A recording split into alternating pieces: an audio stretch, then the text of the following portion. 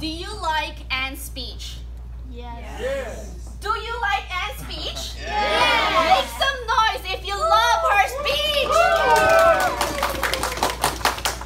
Icebreaker is the first ever speech that we do here in Toastmasters, and it's also the first ever speech where we get to learn our speaking style.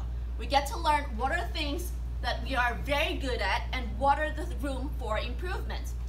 Now, I know that Anne has done a lot of self-introduction based on her speech, and from her introduction, I thought that she is a very confident woman.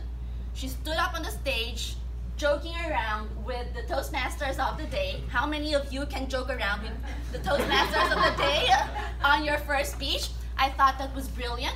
And I also love that you have shared your personal opinion towards every topic. Like, for example, I thought that when you were comparing your self-introduction today versus a self-introduction you have given while applying for scholarship, you thought that your previous introduction was more of a customized introduction versus the one that you have delivered today. I thought that was a very expressive way of telling your thoughts to the audience. And I love that you have incorporated creativity in your speech. Well, you have prepared your crochet materials, you have prepared your PowerPoint, not really PowerPoint, but images. And I also love the structures that you have given us. Now, as an individual evaluator, I have seen a lot of your strengths, and for me, there must be a reason why you have joined Toastmasters. And I am guessing that as a confident, tough-looking woman, you wanted to take yourself to the next level, to challenge yourself, to move beyond boundaries.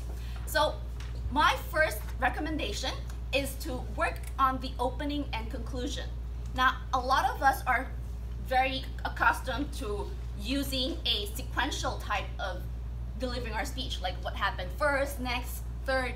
Now, if you're doing a demonstration or a step-by-step instruction manual, that's good. But here we're trying to learn how to make stories.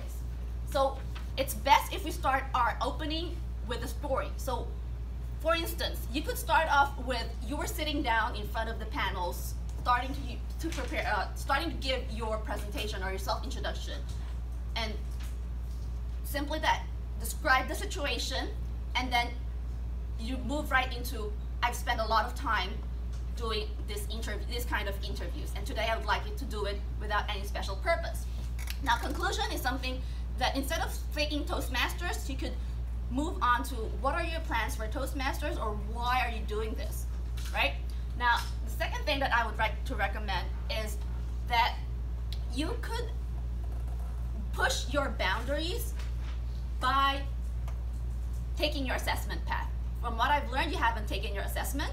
So Toastmasters, there's an objective. There's a reason why we are doing what we're doing. So by taking your Basecamp assessment path, then you'll learn more about your speaking style and your preferences. Now, overall, you have great strengths as a speaker, and I wish you all the best in pushing your boundaries and taking on the assessment and knowing your learning style or your speaking style in the future. Let's welcome back our journal evaluator.